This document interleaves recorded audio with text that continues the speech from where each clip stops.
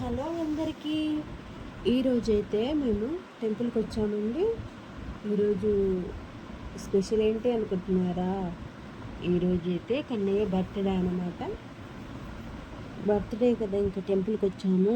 అక్కడ టెంపుల్లో ఒకే ప్లేస్లో అందరూ దేవుళ్ళని దర్శనం చేసుకోవచ్చు. అందుకోసమని ఎప్పుడైనా మేము అక్కడికే వెళ్తాము.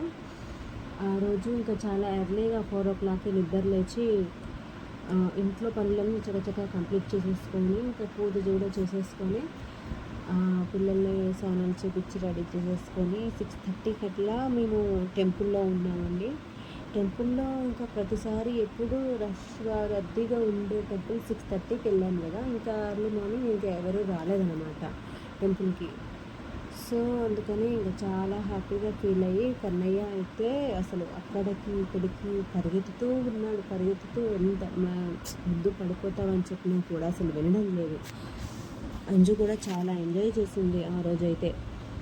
ఇంకా అప్పుడప్పుడే ఒకరు ఇద్దరు అట్లా వస్తున్నారు. నార్మల్గా మేము వెళ్ళి దర్శనం చేసుకున్నాము, అయిపోయింది. అందరి పేరులో మేమైతే అర్చన చేయించుకుందాం అనుకున్నాము. ఇంకా బర్త్డే రోజు కదా, అర్చన చేయించుకుంటే బాగుంటుంది అని చెప్పి, కానీ అర్చన చేయనన్నారు. ఇంకా పంతులు వాళ్ళు 8 o'clock రమ్మన్నారు. కానీ ఇంకా మనకి మార్నింగ్ షిఫ్ట్ కదా, లేట్ అయిపోతుందని చెప్పి ఇంక మేము వచ్చేసాము. ఈవినింగ్ వెళ్దాం అనుకున్నాం కానీ ఇంకా కుదరలేదన్నమాట.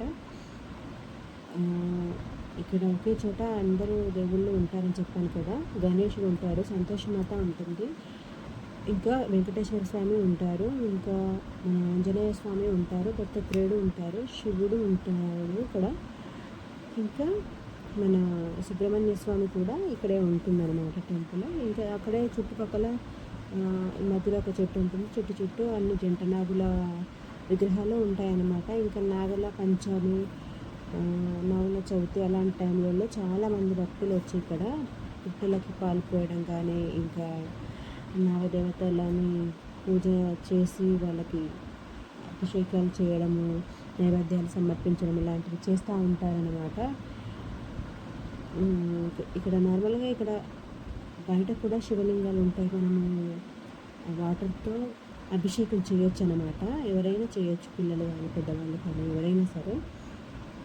పక్కన అయితే ఇంకటి వెంకటేశ్వర స్వామి టెంపుల్ ఉంటుంది. వెంకటేశ్వర స్వామి టెంపుల్లో ఫస్ట్ మనం వెళ్ళగానే వెనకాల సైడ్కి, అంటే ఎదురుగా వెంకటేశ్వర స్వామికి ఎదురుగా గరుడ స్వామి ఉంటారు.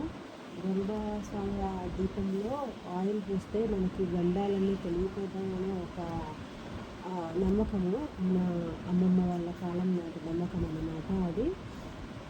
ఇంకా అది మేము ఎప్పుడు వెళ్ళినా సరే అందులో ఆయిల్ వేస్తూ ఉంటాము. ఇంకా అంటే అలాంటివి నేను కూడా కొన్ని నమ్ముతాను అన్నమాట. అంటే ఏమి జరిగినా జరగకపోయినా ఆయిల్ వేస్తే ఇంకా మనకు అలా నమ్మకం ఉంది కాబట్టి, పెద్దవాళ్ళు ఊరికే చెప్పరు కదా, ఏదో ఒక రీజన్ ఉంటేనే వాళ్ళు అలా చెప్తారు.